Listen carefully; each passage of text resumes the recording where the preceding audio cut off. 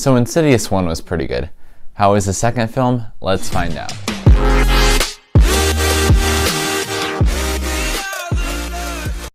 So what's up guys, we're back here for another video today, and today we're going to be talking about Insidious Chapter 2.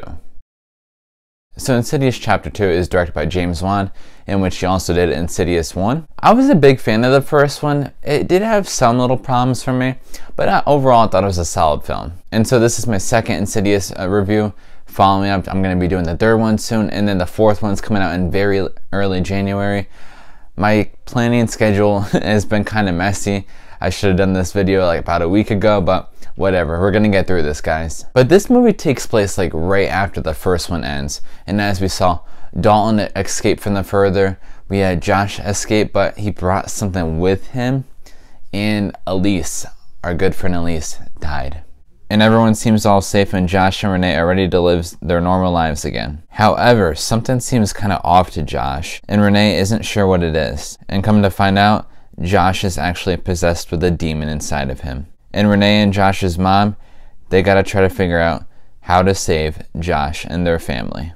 Now this film is a couple of years old. It came out in 2013, and I've only seen it once previously, but I was kind of looking forward to watching it again for my second time. But we have a returning cast of Rose Byrne, Patrick Wilson, Barbara Hershey, Lynn Shaye, and the kids, and a couple other people. But I would really have to say that out of everyone in this movie, Patrick Wilson is definitely the standout for so much great reasons. Considering he's brought back something with him from the further that's possessing him, and he has to like act out so much different personalities as his character, and he just does a really great job, and he shines while he's doing it. And so we have our place the further, and we got introduced to it a little bit in the first movie, but that was one of my cons, that we didn't explore it enough in there.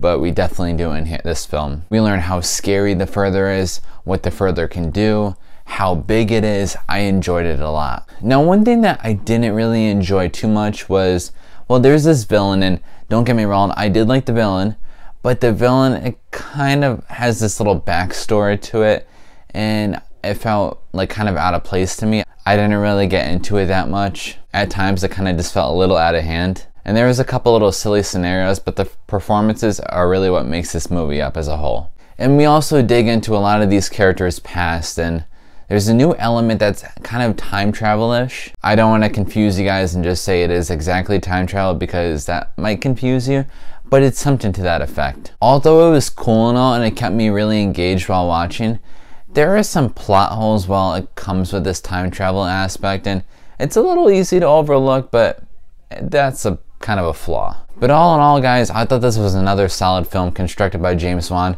I don't quite think it was as good or right there with the first Insidious film, but it really does a good job. And I'm going to give Insidious Chapter 2 a B.